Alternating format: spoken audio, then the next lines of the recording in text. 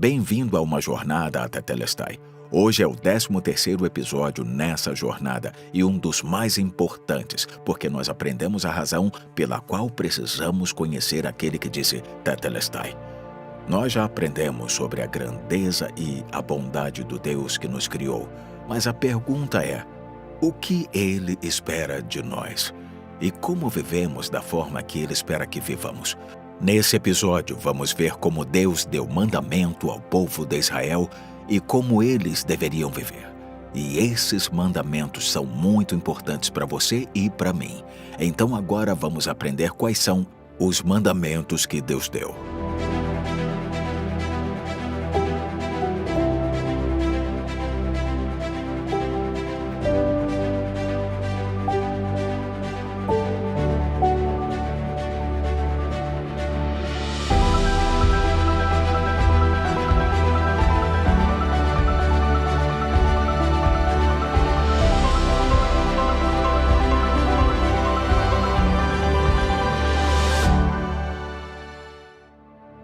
Deus então guiou os israelitas à terra de Canaã, até 10 mandamentos.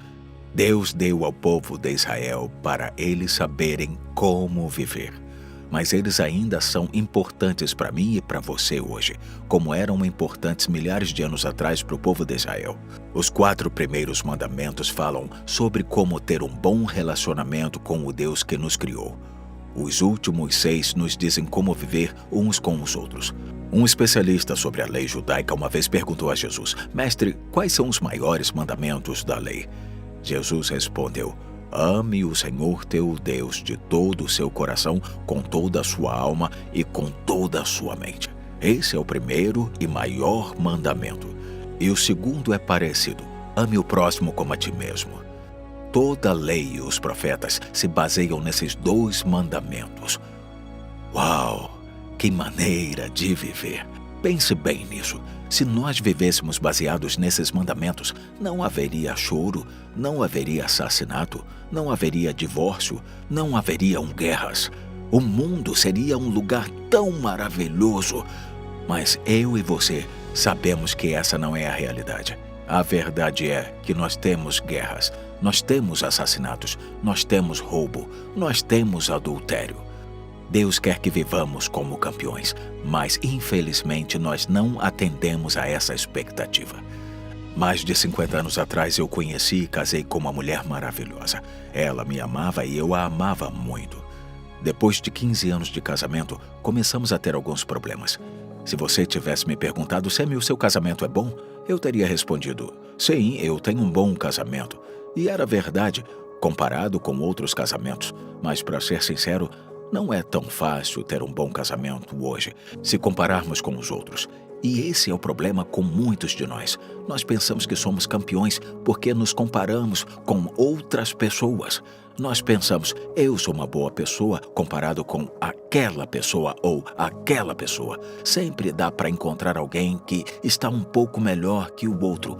Mas quando você olha para Deus, aquele que é absolutamente santo, totalmente pureza, você cai de joelhos e diz: Ah, Deus, tenha misericórdia de mim, eu falhei contigo.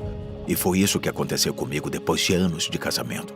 Quando eu cheguei em casa depois que saí do escritório, minha esposa estava lendo a Bíblia e estava chorando. Eu perguntei: meu amor, o que é que houve? Com lágrimas escorrendo nos olhos, ela disse: eu estava lendo a Bíblia hoje sobre a santidade de Deus. Os lábios dela tremeram.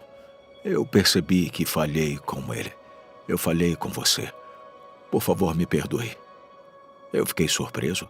Nós passamos aquela noite conversando e falando com Deus.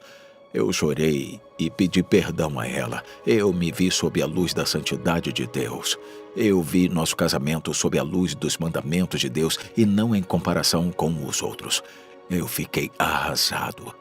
Deus fez uma grande obra no meu coração e no coração da minha esposa. Ele fez um grande avivamento em nosso casamento. Ele restaurou o nosso amor e refrescou as nossas almas.